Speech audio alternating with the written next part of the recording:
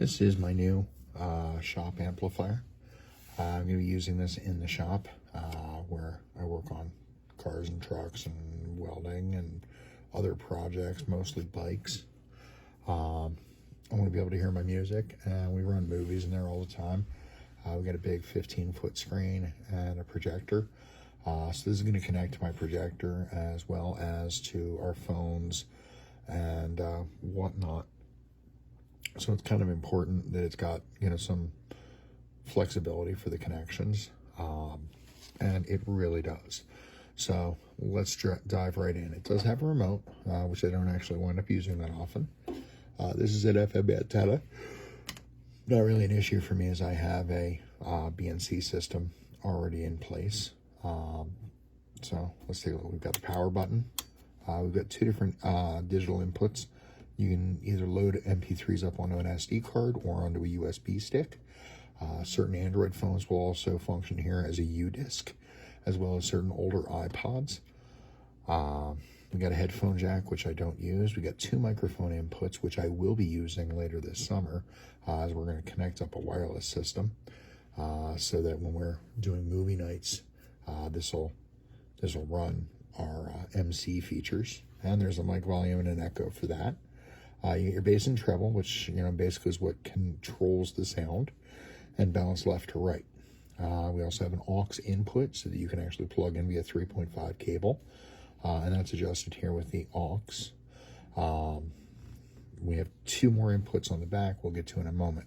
The MP3W connects to either these here or the FM, because it will receive regular standard FM transmission. And of course, it'll also do Bluetooth, so that's how we connect to it the most often. When it's using U-disc or just straight USB, the fold track button is how you jump to the next track, or back and forth. And then the master volume button knob is what controls the volume throughout. One thing that's really nice with these two knobs is as you twist them, you can't really see it or hear it here. But there's a faint click. You feel it as you're going through, to let you know that you're making it to the next step. Very nice. I like that. It feels very analog. On the back, let's take a look.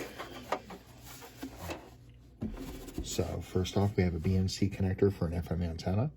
My FM antenna that's hardwired in through the shop is BNC, plugs right in. This one, you just slide it on. That's it. And then just run this up your wall, maybe throw a stapler or a piece of tape on it, and then you'll get a wider range of FM transmissions. For your inputs, we have DVD and CD. I use one of these with the projector, and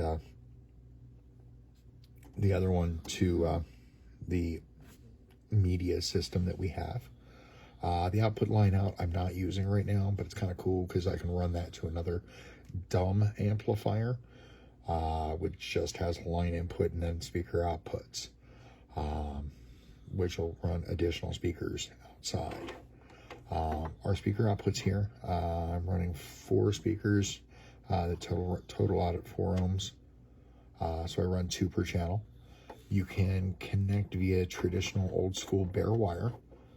It unscrews to allow that, or you can connect with banana ports. I use the banana jacks.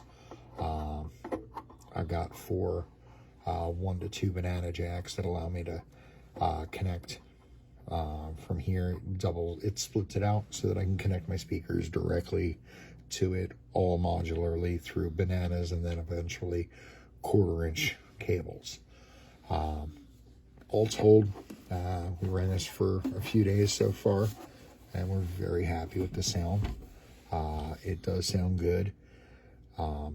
Whether we're using it with Bluetooth, we have next to no latency. We've used it with the aux cable, and that really works great. Everybody's very happy with how it sounds, myself especially.